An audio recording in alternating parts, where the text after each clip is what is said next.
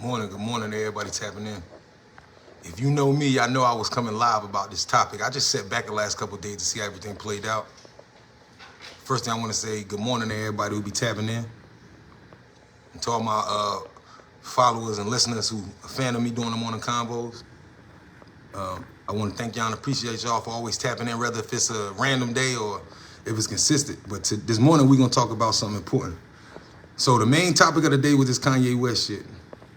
And my key for this whole thing was just making sure that I understood what was going on before I came live to speak about it. So first, before I start, what I'm going to do this morning is, we seen how everybody reacted to the Kanye shit. And so I got a couple of videos. And I'm going to show you some things that they're not paying, that they're not really being real with you about. Now, we'll start with this one. Good morning, everybody. Please share the video.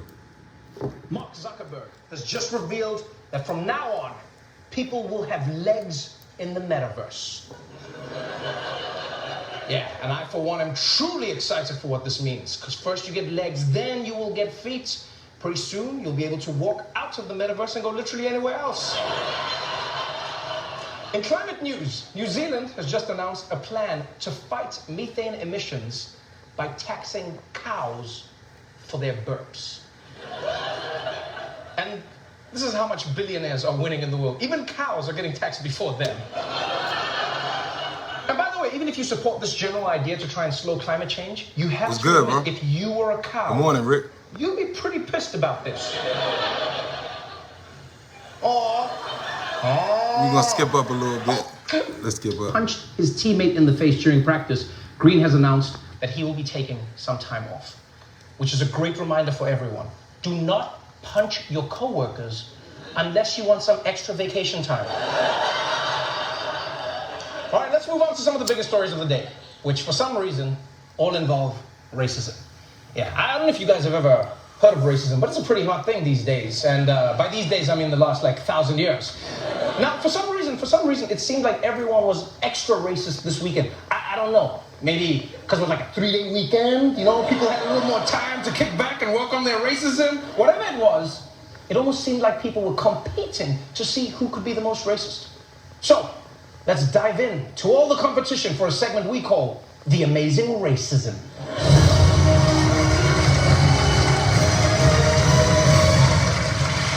Our first story involving racism hails from the great state of Alabama. I know, I'm shocked too. But what makes this racism special is that it's from a senator, one of the 100 best people in America, and he said it out loud on TV.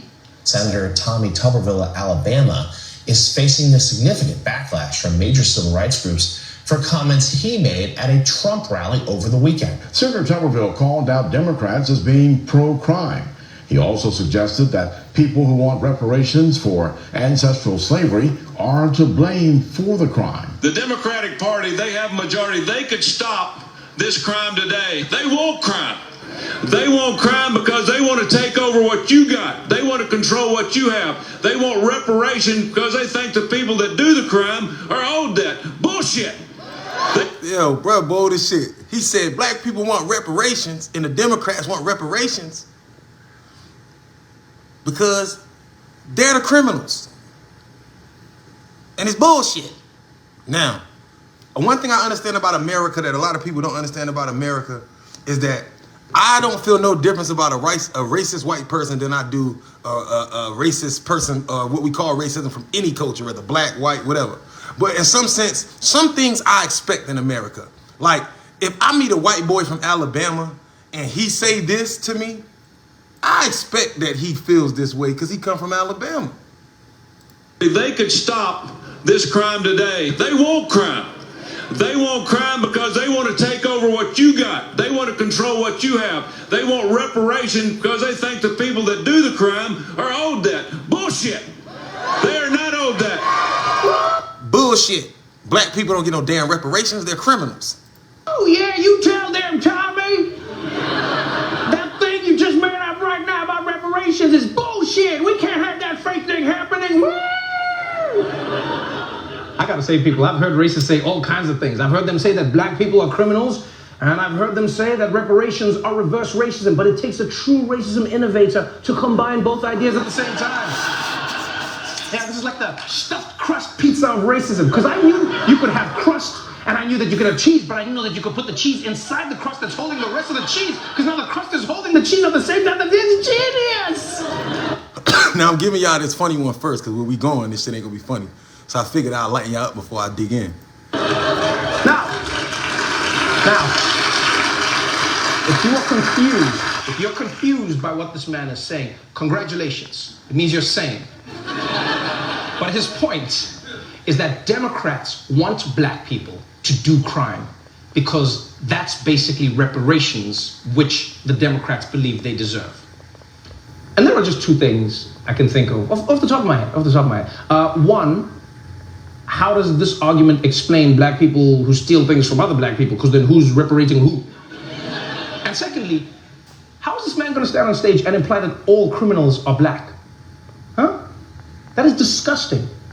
Has the senator never watched Netflix? Huh? I'm not going to stand here and let Tommy Tuberville...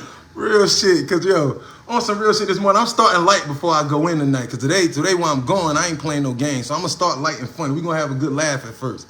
But he was saying, like, white people try to say black people criminals. Have you not seen Netflix lately? Like, niggas be doing some shit, but we ain't eating niggas and doing all that crazy shit.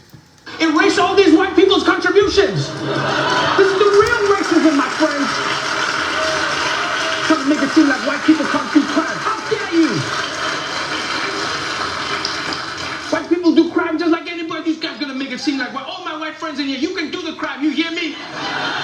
You don't listen to these people say you can't do crime. You do the crime. Look, you know what? While this is upsetting, you have to, it's not exactly surprising. I mean, he's an Alabama conservative named Tommy Tuberville. This is not so, what would be surprising is if he got up on stage and he was like, I'd like to open today with my favorite passage from James Baldwin, y'all.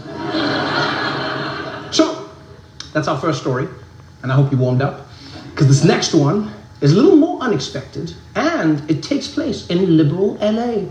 In Los Angeles, the big political issue right now is a blockbuster tape recording that could force 3 city councilors to resign. Nuri Martinez, a rising star in LA politics, potentially faces a career in ruins. The first Latina chosen to lead the Los Angeles City Council caught on tape making racist and offensive comments during a redistricting meeting with 3 Latino Democrats. At one point, Martinez talks about the black child of Mike Bonnet, a white council member. In Spanish, calling the boy a little monkey. There's this white guy with this little black kid who's misbehaved. The kid is bouncing off the effing walls on the floor, practically tipping it over. There's nothing you can do to control him. Parece changuito. Treat him like a little white kid, which I was like, this kid needs a beat down. Like, let me take him around the corner and then I'll bring him back. Developed by a team of... Hold on. We're going to have to bring that back, because I'm going to tell you, it's... Okay, we know, if you know anything about LA, you know that the blacks and the Hispanics, they trying to get along, but they really don't get along. And that's not a secret. In America, people get mad, and no offense to all my Hispanic friends, but we're not gonna make it seem like that. A lot of Hispanics look down on niggas, or vice versa, a lot of black people, look down on Hispanics. So that's where this comes from. I'm not gonna be biased on this topic, but I think that this story makes news, but let's go back to what she said.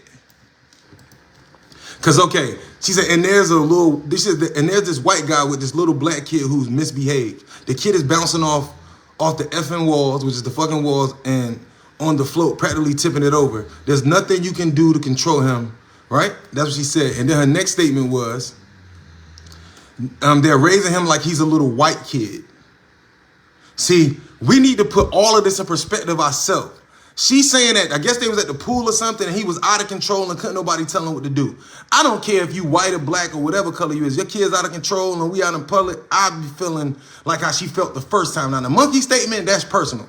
But when she said they're raising him like he's a little white kid, what she's inferring is that minorities and black people and Hispanics, we discipline our kids more than other cultures, right? And that's something that we need to understand. This statement, they're raising him like he's a white kid, she's identifying with probably other Hispanics. See, this goes back to her own people kind of put her out there because they didn't like her statements about monkey. But what she's saying in the main parts of this is about how he's acting and he's bouncing around. So she's saying like black people don't, she's inferring that black people wouldn't raise a black child that way. So in some shit, she's saying that black people have more control than that. She says he's raising them like a little white boy, meaning them letting them catch temper tantrums and run around, do all this stuff. Which today's era, a lot of black kids act like little white kids because a lot of parents ain't whooping no ass, right? Hold on. Oh boy, yeah, a Latina Democrat. And when she said she'd take his ass out back and whoop his little ass, come on, y'all. America's sensitive as fuck. And we ain't going nowhere in the world as long as we done degraded to the softest. We supposed to be the land of the free, the home of the brave, but we the land of the niggas who can't speak and the cowards who can't take nothing, and everybody's sensitive and everybody in their feelings and everybody feel like their opinion important. When she's a mother, so when she seen a little kid misbehaving, she said, I wish I'd take his little ass out back and show him how black people or Hispanics will whoop some ass. That's neither one of those statements is offensive, really. That's just her opinion as a mom and her discipline structure. Now the little monkey shit, called the black son of a white colleague, a little monkey, was bouncing all around the walls. I'm sorry, bouncing all around the effing walls. Yeah, thank you for censoring yourself. I appreciate it. That was weird. I mean, I'm not sure she censored herself in the right place. That was weird of her to be like bouncing off the effing walls like a little monkey. Yo, I think you would have censored the racism and just say F***. I think that would be better. But to each their own. I guess I'm just effing crazy that way, you know? Also, like, do you know how racist you have to be to see a kid misbehaving and your first instinct is to use a racial slur against him? It's a little kid. Right? We all see kids of every race throw a tantrum or misbehave. And I'm not trying to brag, but personally, I hate all kids equally. Yeah. It's not. but what's not being said is that each culture, each nationality has a different how they raise their children. All toddlers are the same as far as what they will attempt to do, how they'll go about expressing themselves, how they show their feelings and emotions, but how it's dealt with is differently. Now, I'm not saying that everybody just need to beat the reckless out your kids, but there are times where, like, if a little kid is up there crying and you trying to feed him and he take the bowl and throw it across the room, after about the second time, you need to pop his little ass hands. And you need to do something to let him know that it's not acceptable. But if you allow them to keep this temper tantrum and keep throwing this plate for a year or two, yeah, you're building a personality. A child learns more from the time it's 1 till it's 5 than it learns from 5 until it dies. So it's very important about these stages. And if you're going to allow the child to, if in your personal time, if you're going to let them destroy your house, your apartment, and bounce around your shit, that's your business. Keep him in your crib. But when you bring him out in public, he shouldn't be bouncing around. The issue is that she called him a little monkey. And we're not going to act like that white people don't call black kids little monkeys and other races don't call black kids little monkeys, even though we know that if you do the studies that especially black boys are 10 to 20 times more hyper than all the rest of the kids on planet Earth. But I guess that explains why football is dominated by black kids. Basketball is dominated. The studies show that they're just more hyper and athletic at a younger age. There's a lot more energy to exert than others. It's not the color of their skin that makes them annoying. It's the content of their shitty character. What's especially wild about this story as well is that in the same conversation, she basically implies that because the kid is black, not white, he should be beaten so that he behaves. And I'm sorry, people, if you believe that black kids deserve to be beaten, you have no place being on the LA city. I think all kids deserve to get their butt whooped. Regardless of how anybody feel about it, that's my constitutional right.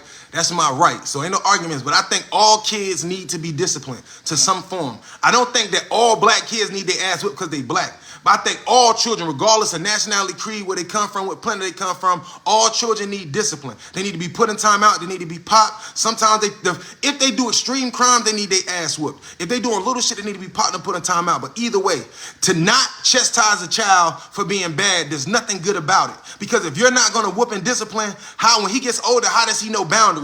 How does he know how far to push his woman and how far to disrespect her and what to do? How does he going to have friends when he constantly violating them, stealing from him, violating his parents? He allowed to say whatever at home, so he go to his friend's house and do some shit that's going to have, if a friend really respect his parents, he not going to fuck with him. You have to establish boundaries. If not, well, let me give you an example. not establishing boundaries and not really whooping kids. Look at the byproduct of what the black boys is doing in our community, shooting each other. They just the music. The music a byproduct of lack of ass whoopings, lack of discipline, lack of black parenting. So we ain't gonna go in that situation, but not whooping kids ain't the answer, because if that's the case, why the hell is Bam Bam and them still shooting schools up? Council, you clearly belong in the LAPD. But before we run out of time, there is one story that has the whole world talking. I'm referring, of course, to Kanye West, rapper, entrepreneur, and the guy who proved that not even black people can make the MAGA hat cool. Kanye has been drifting more and more to the right lately, from wearing a White Lives Matter shirt to sitting down for an interview with Tucker Carlson, but over the weekend, Kanye drifted right off the deep end. Ye, formerly known as Kanye West, is now blocked from using Instagram and Twitter because of racist and anti-Semitic messages that he posted. On Friday, Instagram was the first site to lock his account after Kanye posted text messages between himself and the rapper Sean Diddy Combs. In those messages, he accused Diddy of being controlled by Jewish people after Diddy criticized a shirt Kanye was photographed wearing that read, "White Lives Matter." Then on Sunday, Kanye posted a series of tweets, once again targeting Jewish people, using the phrase DEFCON 3. The rap star lashing. I want everybody to pay attention to this part, because from this part on in this conversation, we going in. And I'm going to definitely break it down to y'all, because I know a lot of people wanted to hear my point of view on this. Pay attention, and I'm going to show you how just small things will make you mistranslate. Out tweeting, "I'm a bit sleepy tonight, but when I wake up, I am going DEFCON 3 on Jewish people. The funny thing is, I actually can't be anti-Semitic because black people are actually Jew. Also, you guys have toyed with me and tried to blackball anyone who ever opposes your agenda." Oh no, Kanye, you're gonna do it again, you're gonna do it again. I don't even know where to begin with this shit. I mean, promoting anti-Semitism to your 50 million followers? Not even joking about it, threatening to go DEFCON 3 on Jewish people, which, by the way, I know this is not the point, but that's not how you say it. Pay attention. I know it's not the main issue here, I know that. But it's DEFCON 3. Thank you. Now let's talk about this before we go any further, for all the lack of educated and ignorant motherfuckers around the planet, including the people around the country that's people of color or minorities who using this word DEFCON and don't even know what the fuck it means. So I'm gonna be 100 with y'all, and excuse my tone, but it need to be spread. DEFCON is a military strategic plan. Say it with me. DEFCON 3 is a military strategic plan. He's gonna show you. The highest level is 5, the lowest level is 1. It's not DEFCON like I'm about to bring death on the Jews. It's DEFCON, meaning it's a defensive strategy that the military uses to defend itself. Do you understand? So half of you niggas owe Kanye apologies. DEFCON 3 is a military defensive strategy that is used to defend themselves. And 3 is not the highest level, right? All right, not DEFCON 3. Right, DEFCON sounds like a trade show where they unveil all the latest coffins or something. It's like, our newest model comes with Bluetooth. Now you can check on to make sure Nana's still there. Just use the app. DEFCON. Not to mention the DEFCON scale goes from 1 to 5. So DEFCON 3 is like in the middle. If you're trying to tell people how hard you're gonna go, that's just a weird way to do it. You know? I'm about to open up a can of whip ass, but I'm gonna put half of it in some Tupperware for later. You've been warned. I don't want to use all my whip ass at the same time. Also, it's funny that he starts his threat with, "I'm a bit sleepy tonight." What is that?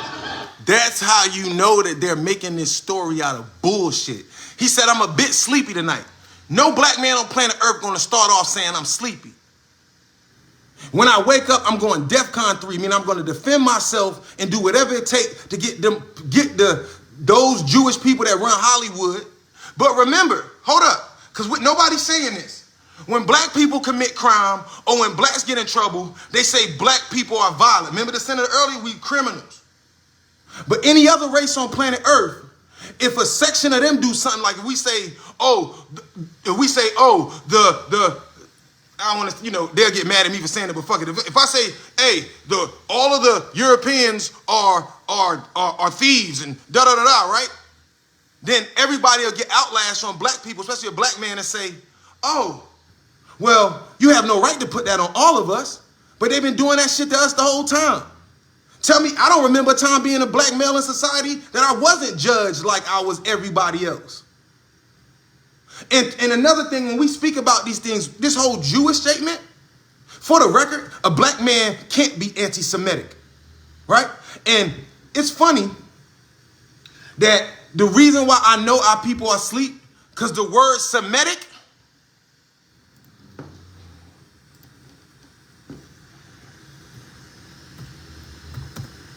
see, when you want to know what something means, you always ask the Latin origin. All the words in English language are Latin, right? Semitic. I probably spelled it wrong. Hold on. Now, it's funny because it says etymology. See, I want to show y'all this because this week on etymology, origin of words and their meanings, right? So that's why I went to Latin. A member of people who speak Semitic languages, including Arabs and Jews. Now, what's funny about this definition, right? When we go in history and we study history, we learn that the Semitic arts is the arts from Africa and the dark arts, right? Just like I had my homeboy tell me yesterday, like, you know what they mean by the dark times? Yeah, that's when dark people ran the planet. The dark ages. And I said, let me give you game back. You know what they mean by Stone Age? He said, bam, bam. I said, no, when men was building in stone. So I want you to understand the Semitic people, the Arabs and the Jews, this is who after slavery, the Semitic people label got passed to. So we're going to talk history this morning. The Semitic languages are the original language. Arabic were created by dark-skinned people. Hebrew, dark-skinned people. Latin, dark-skinned people. See, we got to know our history because when we study culture and when you really start understanding, then you understand the only people on planet Earth who had a written language, arts, sciences, right? And understanding and growth were the people who were colored. Now, I'm using this understanding because that's what we understand today. And when you go back to Genghis Khan, he met a group of people that said, we would never bow to you because you don't have a written language. Y'all don't have sciences or arts. Y'all are savages. And that was most of the planet. So when we speak of Semitic, a black man can't be Semitic because to be Semitic is to be against his own skin. Now, let's talk another history lesson. I don't care if Facebook blocks me this morning. Let's talk about it. There's different Jews, right? Now, Russell Simmons is going to back me. I got a video to prove it. There's the Jews of Ethiopia. Those are the Jews from the Bible. Those people are dark. There's the Jews from Europe. They're not the same Jews. The history of those Jews is when, during the times when the Europeans ran the Moors out of Sicily and Spain, which was the Renaissance, this after we killed the Black Plague, the diseases in Europe and all the white nations, they ran us out, right? Slavery started after this, right? But what the most important part of this whole story is that, listen, being Semitic, and I know I'm jumping, being Semitic by its point is not what they're making it. The Semitic, like if you study history, when y'all get offline today, I want y'all to really start digging up, look up the word Semitic, look up Semitic arts, the Semitic languages.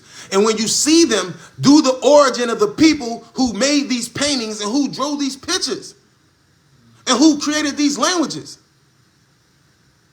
One of the original language of the dark-skinned people on this side of the continent, from Canada down to South America, was Latin. That was the language what we call Spanish today. It's Moorish Latin. The Moorish people spoke Latin. That's why all the law books are in Latin. So that's all the dark tone people. Spanish was a language handed over. And all of the language was codified off of it. Once our people went to Europe and Sicily and Italy and all of these places and all of the rest of these places, because some of these was like mixed places. See, we need to understand history. The Spartans were dark-skinned, but they were mixed. So they had war with their fathers. Their fathers were travelers who had sex with the women out of all the areas but wouldn't take them home because they knew that those kids wouldn't be respected in Africa in some sense. Or that's what we call Africa. We call that place Africa. So they created a resentment. So the Spartans were darker or brown skin in different tones. The Greeks were dark skin with blue eyes and green eyes that could not be readily identified. If I'm lying, check me. Any scholar on planet Earth that really study know this, right? So in the movie, when the Spartans and the Greeks, they were mixed. When they was fighting against the Persians was dark skinned. They looked like people from Philly and New Jersey. And everybody who been watching me for a minute, y'all remember when I took y'all live during the pandemic and I used their documentary, and when I stopped on the wall and they showed the Greeks, they were dark skinned. When I showed the Persians, they were dark skinned with big beards like Philly and New Jersey. See, we've been misled because of the movies we read, and I'm going to keep going. The point is that the Jews of Europe, they started making jewelry. When they pushed the Moors out of Europe, they made fancy jewelry of dark-skinned Moors, and it was fancy, and they made a lot of money off of it. But what they will say, they always say, oh, the Jewish people, and no, I don't mean no disrespect, but I'm not going to apologize for facts and history. I'm unapologetic about history. This is facts. It's not my opinion. The Jewish people, they got wealthy, but if you study history, you learn that it was a section of these people that did not want to fight with the Europeans against, and these were the European Jews, or the people that was mixed from when the Moors took over Europe and Spain. They didn't want to fight against the Moors and the people that educated them. So that's how they got known for selling jewelry, became known as the Jews.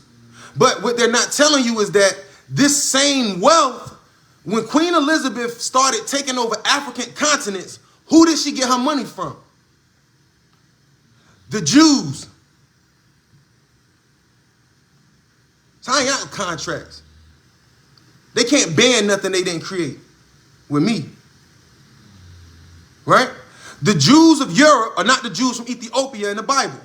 They're two different people. But maybe share some similar blood, because there's a mixture in Europe between the Moors and dark-skinned people in Europe for a while the Moors are building colleges, schools. All of them colleges you see, Luxor, we built them. What's that? Where the Pope live at? We built that too. That was our home. That was our military base, the Moors, the Vatican. It wasn't once they overthrew the Moors, it became known as a Catholic Church.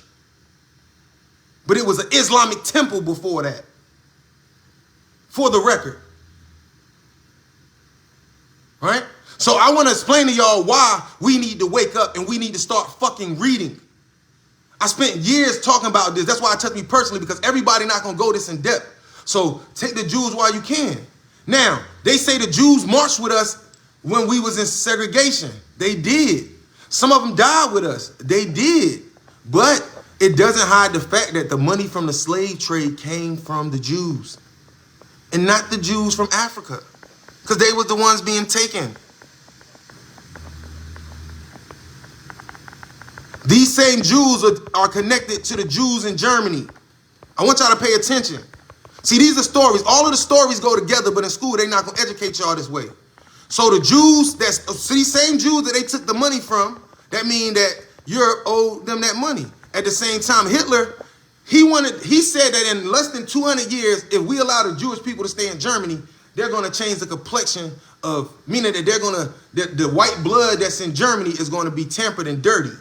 Meaning it's going to have black blood in it, just like the Jewish people. Jewish blood has black blood in it. And argue the point, they don't want to admit it, it does. So Hitler was going to get rid of all of that. Now let's speak about the Holocaust and all this bullshit for a second, because I'm going to go back to this video. Hold on. Let's speak about this Holocaust. When the Jews talk about the Holocaust, they always speak in the aspect as if it was only subjected to them. And that's not true. And we need to pay attention, and we need to remember. There was 3 million Jews killed in the Holocaust. But you know we don't read, so you know what you don't know? You don't know that during that time, they also went to the part of the Jewish population with dark skin. A good chunk, like out of 3 million, they said it was at least anywhere from 700,000 to 1.8 million people that were colored people. I want y'all to pay attention and understand why reading is so important and what Kanye talking about. When the Jewish people talk about the Holocaust, I respect it, and we all should respect it, right? Because they kind of did separate the blacks and the Jews once they got to the camps. But the Germans and Hitler and them, they went to the black population in Germany and they told them to stay out of it. And they castrated and cut the men's balls and penises off so they could not mix with the Germans or even the Jews. And some of the Jews were darker. And then, that's what I'm saying, the Jews, I understand their pain because what they're doing to black people in America is what they did to the Jews early on.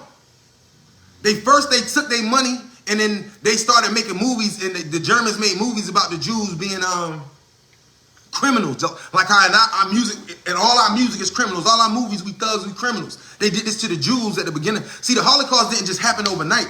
It was a process of years, over 20, 30 years. And then by the time Hitler got in office, he pushed the agenda so far forward. Y'all believe they criminals? Then they need to. So the Jews were wealthy, and they put them in projects. The projects come from the German camps that they put the Jewish people in. They put all of them on top of each other to see what it would do, and it made them start acting violent and They was poor. They started becoming violent and shit. Just like black people stuck together. The experiment they did on the Jews. They already know what's gonna happen, and they built them same projects here. And they knew, the Americans knew what projects would do because after Germany, they had studied these projects. That's why they were called projects, because it was a project. So I want you to remember that they killed and castrated 1.5 to 1.8 million black people in Germany. So don't sit here and let people, and the Jewish people need to be honest. And if they don't know and it's not being told, there were black people affected in Germany as well. Because the key to Hitler was he didn't want that black blood that Jewish people got, or that the Moors or the black people so-called got, that they didn't want them to mix and amalgamate it to fuck up the complexion of Germany. Because his story told you that when Hannibal took over Rome, Spain, Sicily, he had so many kids, he changed the complexion of Europe. Kanye, he said a lot of shit on me, and some people get mad at me, but this is what black genius look like. Because we don't fit into your society. I don't give a fuck about that shit. I built everything I built by myself without the help of them because I always knew that I was going to speak how I wanted. Only difference with Kanye is they can play with him. They can play with him, and they can get on TV and disrespect Kanye West because they own that name. They own that name when they signed him. They own Kanye West's name, and they built it up to the star so they can destroy it. And that's what they're trying to do. He's Ye, but they're going to destroy that Kanye West brand. You know what I'm saying? And he's going to have to build Ye on his own. But he already big, so it's not going to be hard. But let me show you what I mean. So remember, when we say, if there's a group of Jews, they say there's no Jewish mafia. Yes, there is. You know what I'm saying? They say Jews don't control the media. Yes, they do. Let's watch. Let's hear Russell Simmons tell the story. And no, let's say 100 Jews don't represent the whole culture. But when we talk about black people, 100 niggas represent all men. We all criminals, we thugs. 100 fast-ass, thotty-ass girls represent all black women. But but if we do it to other races, now we anti-Semitic. The only reason why Jewish people are Semitic because of the black blood that flows through the veins. Other than that, they wouldn't be considered a Semitic people.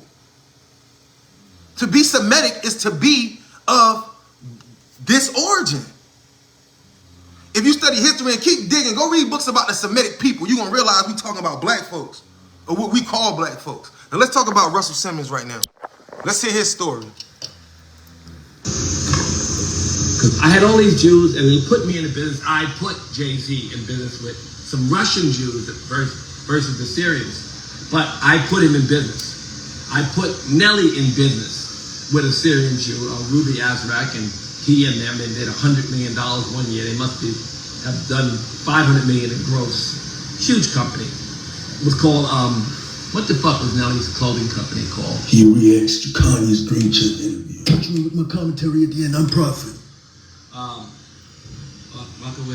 Whatever, I'll come to it later. But Nelly had, as you remember, Apple Bottom, right? So Rockefeller, Apple, I put them all in business with Jews who helped them to become very successful. They owned their company. The Jews distributed and manufactured for them, as did I.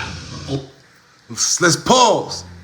He said he put Jay-Z in contact with a Russian Jew that's a billionaire. He put Nelly with a Syrian Jew, and there's a lot of Assyrian Jews that run hip-hop. So now we're starting to realize that the Jewish people that Kanye are talking about, they're not even completely the same people as the Jewish people in Germany. These are Russian Jews and Assyrian Jews. You see how in my opinion, because they use the word Jew, those wealthy people that control the TVs, them Assyrian Jews and shit, they went up and they used that Jewish word and they attached it to the Holocaust. But these are Russian and Assyrian Jews, not Jews of Germany or the Holocaust. Moment of silence. And he said they own their companies, but if you don't control your distribution, you are not controlling the money.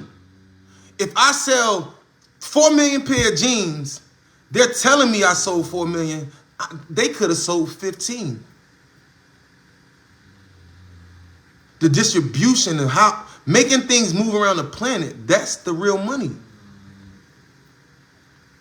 You the middleman. That means that they become the middleman. You got a price and they middlemaning you.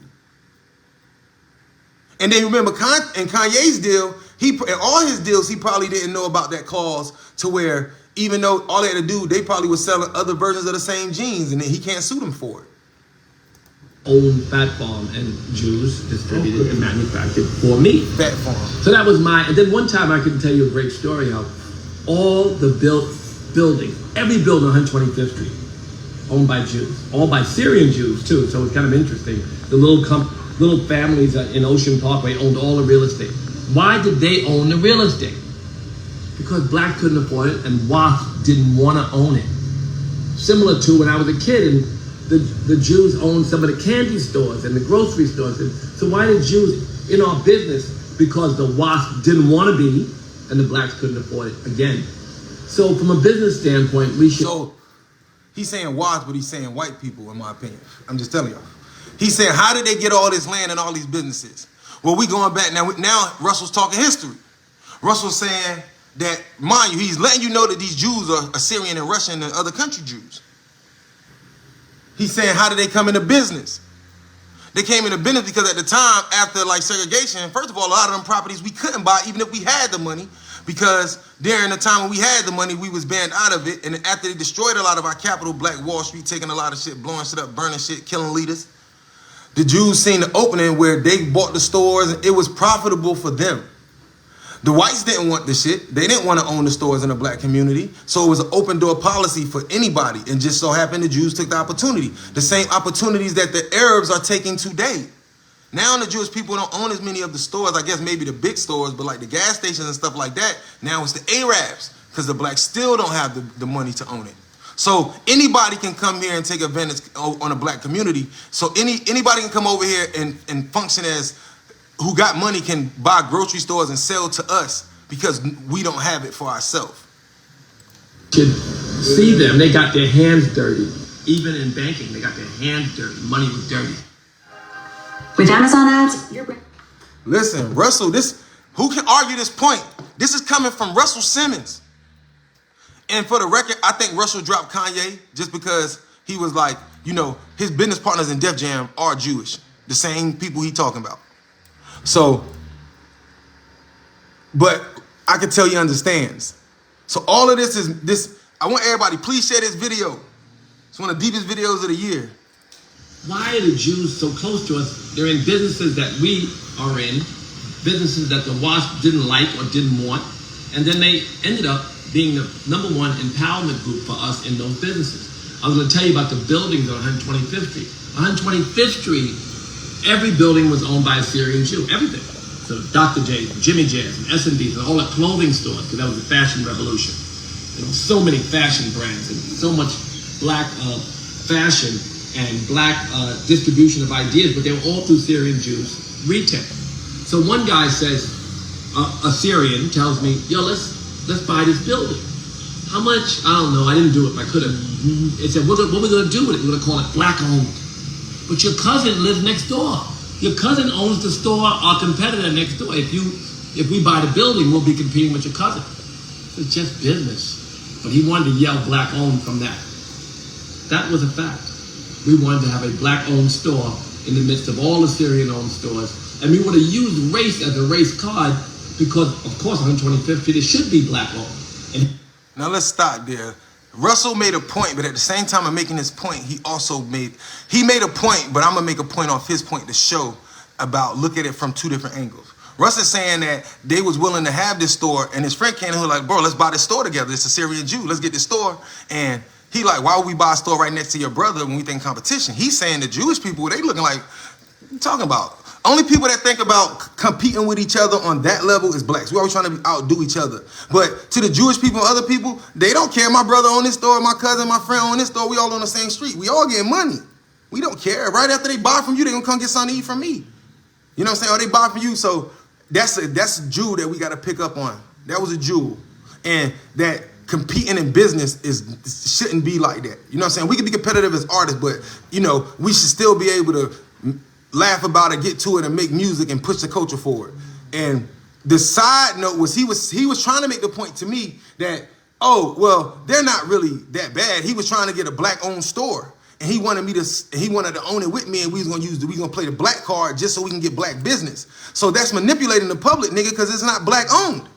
If you and 2 of your Syrian Jewish friends, or 2 of your German friends, or 2 of your whoever, 2 of any nationality other than us, and you start a business, which I'm not saying you can't or it's a problem.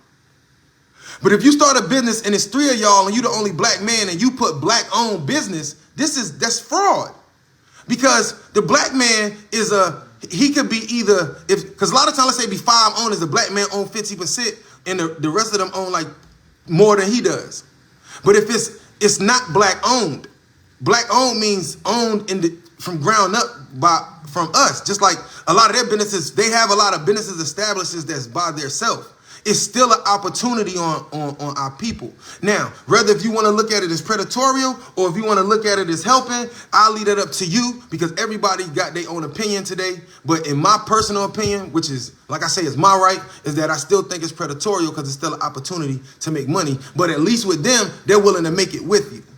But they're still in control. If they're control of you own the brand. Well, you own the name, but they're distributing and printing it up and doing all of this stuff for you. So they're going to eat because you got to pay them to make the clothing, and then you got to pay them to distribute the clothes. And he recognized that and tried to engage me in that process. But it was fashion. And then in jewelry, I had Scott Roush. And Scott Roush, I was the only black guy at the jewelry convention. I used to notice, damn, very few black designers. And we had a big distribution with Zales and other stores. And then I went to Africa with Scott. We did the Diamond Empowerment Fund, and a bunch of Jews wrote $8 million worth of checks for the school we built, which was called Cedar Institute in South Africa, and also for what now is a very famous school. We founded it with our money I got from the Jews. But then I got it from them, the Oppenheimer family. We funded what's called the African Leadership Academy. Obama, everybody visits there now, but we started it. So, empowerment. White people are not all the same, right? Jews are different. Jews are afraid. They've been discriminated against. Jews have other qualities that kind of helped us in how many businesses? Beginning in civil rights. The Jews were there for us more than the other whites. I'm not saying they died with us. Let's be clear, because I want to be the first person to say this. It's not until after segregation that Jewish people, Italian people, Sicilians, or anybody who was considered Moorish blood or black. See, check me on this. Jewish people, before like the 1960s, were considered black people. So that's why they were discriminated, regardless if they were Russian Jews, German Jews. I'm not saying they weren't discriminated against, but they're different Jews from the ones in Germany, right? Jewish people, the Jewish people, the Italians, the Sicilians, and other Hawaiians, they always have been considered black people. That's why they always were discriminated against, and including the Hispanics in the different variations, right? But Russell's right now, I'm gonna go back a tad bit because I'm gonna make a point and I'm gonna show you why they leave shit out. For us more than the other whites. I'm not saying they died with us, for us, they were slaves. No, I'm saying that they were there for us when the other whites weren't. So I just don't like a But he keeps the miseducation on Russell Simmons' part is if you associate them with white people, then you putting them out of context historically. And if you put them out their proper place historically, then you'll sympathize for them. See, if Russell Simmons in his mind, if he looks at the Jewish people as a white race that sympathize with blacks, then you're going to have sympathy, and you should have sympathy for Jewish people, but you're going to look at them as like damn near as the one group of whites that fuck with us. But they're not white. They're not considered Europeans at all. The Germans, the Europeans, and all of those, the European races, they don't consider the Jews Europeans. It's just in America, they allow the Jews to classify as white. Just like now the Hispanics, I noticed they classify as white. Like in jail, I see a lot of Hispanics wristbands when I was locked up, and they joints, I was looking at their shit and it said white. So I want you to understand that I love his breakdown, but when I listen to Russell Simmons, I realize that he sympathizes with them because he feels like they're the one white group that did fuck with us, but they're not. They just was allowed to classify, they were allowed to classify and do certain things so that in some sense after the segregation and then the blacks was coming into financial freedom and being able to buy and get in places, it was like, okay, well, you can come in, and they let other groups that they never allowed to be considered white in. This is a fact. And that clogged the lane and put the blacks at the bottom. You know what I'm saying? I'm not saying the Jewish people were aware at the time, like, oh, we about to take the positions, but they opened the doors. And this all goes back to Gangs of New York, the movie. Gangs of New York, sure, that came over here, and then after they went to war because they was poor, and then they gave certain people, the police department, the Italians, the fire departments, all of that was broken down. Information.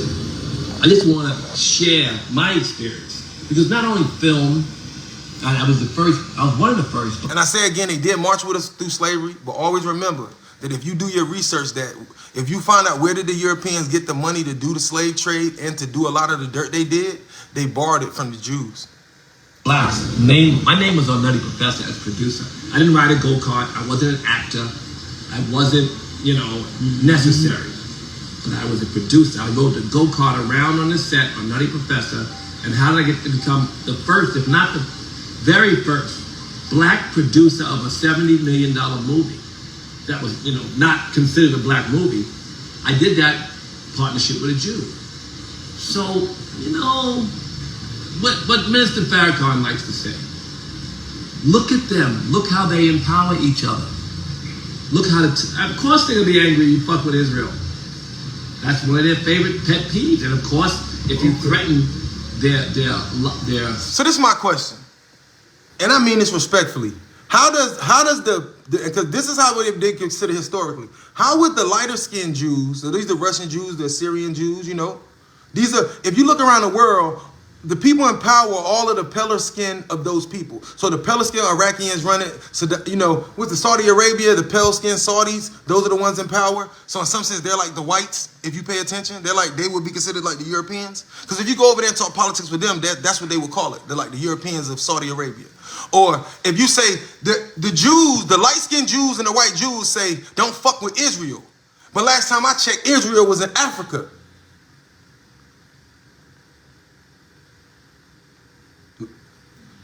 Last time I checked, Israel was in Africa. So how does the lighter and pale skinned Arabs and Berbers, right? And how does the European Jews and the rest of the Jews of other places that's from other places, Europe, Russia, they have no connection to the continent. And I'm not saying that they don't have no right to be a Jewish person. I'm saying that what gives them the right to be so offensive about Israel when it's in Africa and on a land that was owned by the people that they enslaved? They wouldn't even know about Israel if it wasn't for the darker skinned people that traveled or that was enslaved or that came early before they were slaves and that educated people. Everybody has a right to worship what they want to worship, but when we say they keep wanting to disconnect us. They want to tell us that they want to disconnect us from Africa, but then they want to disconnect us from America. And this whole speech, all we keep hearing, everything Russell Simmons or any successful black person in hip hop has ever done was by the hand of a Jewish, a Syrian Jew or another Jewish person. So when Kanye speaks up about it, you see that nobody's going to say anything because all of their money was made with those same people that Ye is talking about. But see, we know Jay greedy, so we know early in Jay's career, money was his God. Jay could care less. Look at what he did in the NFL shit. They paid him a bag to make that shit, right? Oh, yo, you can feel the relationship between black people and us? Yeah, man. Bullshit. Jay paid, man. Money his God. Nori, we know what's his God. That show is ran by his funding. We know where it come from. We know Diddy partner a Jewish person. So that's why ain't nobody got shit to say. Because they can't say anything. Or they gonna get, they won't have, their clothing will get taken out of stores. So my question to everybody who be watching these convos, y'all, we sit around and we talk about these independent niggas and these rappers, right? And everybody be popping shit like he ain't never gonna make it, or he ain't on TV, da-da-da. Well, what the fuck do these niggas really own? They got millions, but they millions is tied in with them. Them niggas stop that shit, they millions dwindle. You got millions, but if you can't put it in, think about it. If the rest of them say something, Diddy, Jay-Z, I fuck with Kanye, all day, they gonna tell them y'all money ain't good in our banks. Take y'all fucking money out of our banks. And matter of fact, when you take it out, you still gotta get taxed first, and then you keep that shit in your house. We know black people gonna come kill y'all dumbasses for it. That's all they did. But 9 out of 10, it happened to them at the same time. The Jews got locked up by the Germans. They didn't want to let their monies be in the banks. So they created their own banks eventually. But my point is, we looking at everybody that owns something. What the fuck do they really own? It ain't one black man that owns shit by himself. Nipsey Hussle had a Jewish, Johnny Snipes. He's a Jewish person. That's what they mean. So what does black man own or black woman really fucking own anywhere? They all puppets and they all in some sense torn and teared. Nipsey and them had them clothing stores and that was his key. He was gonna let them take the rap shit and do whatever. You can rob me, but the market ain't gonna make my brands billions of dollars because we got real clothes and we got real shit.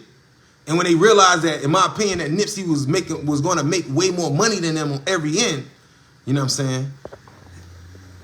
And I'm not saying that they had him killed.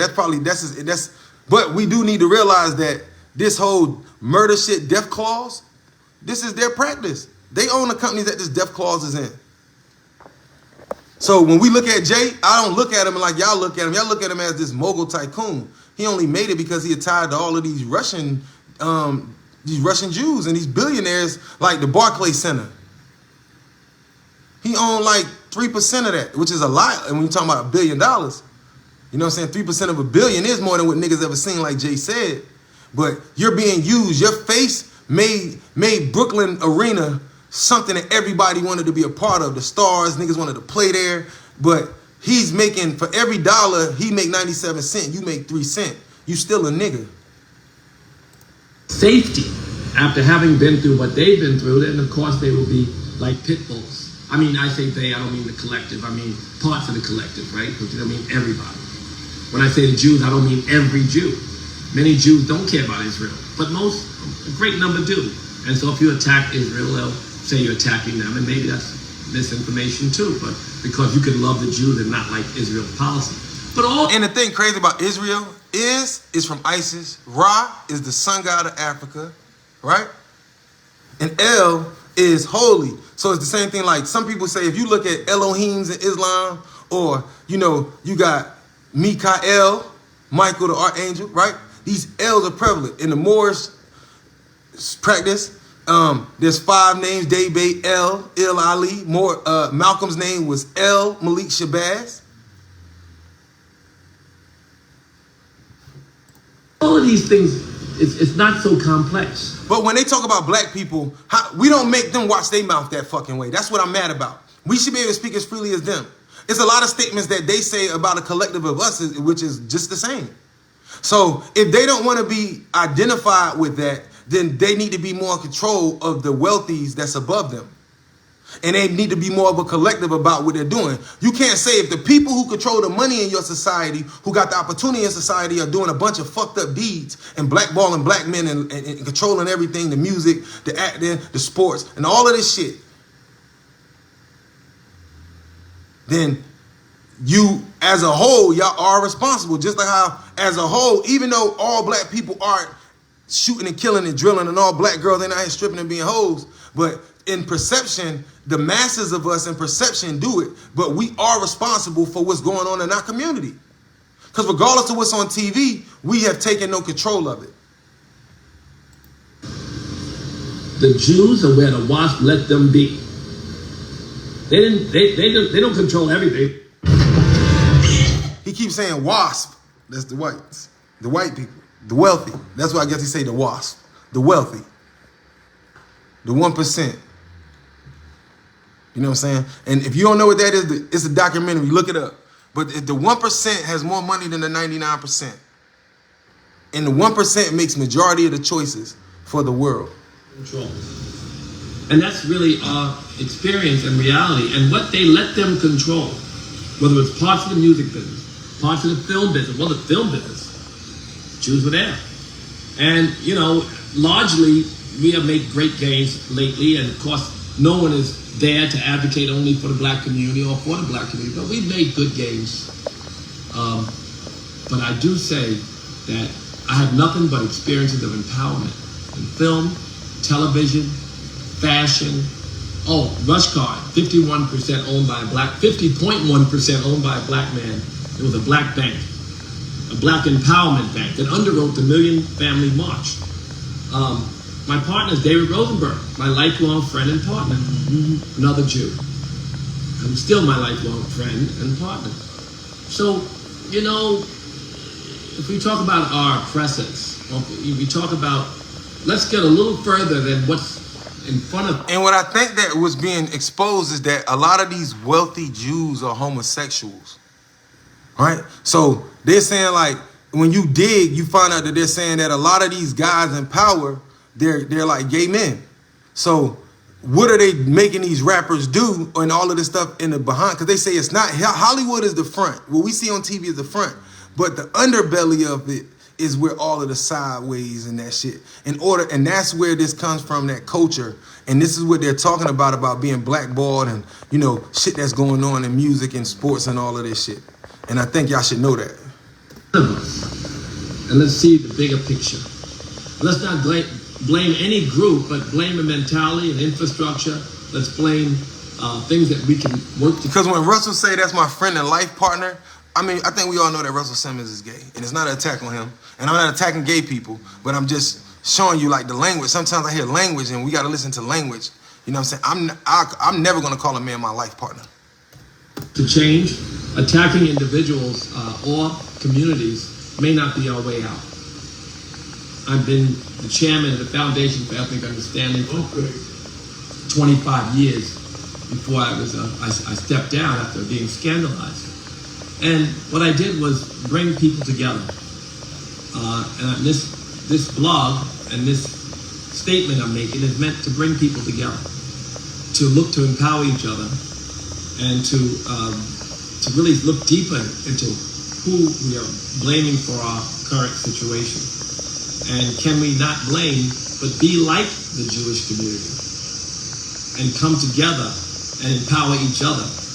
That's really the mission of this blog, to empower each other. To empower each other and to control the business of others. That be you. They empowered each other, but they're in control of the business of our business. We don't have no business that the Jewish people ain't got business in. All of our successful business owners, they're in the bed with Jewish people.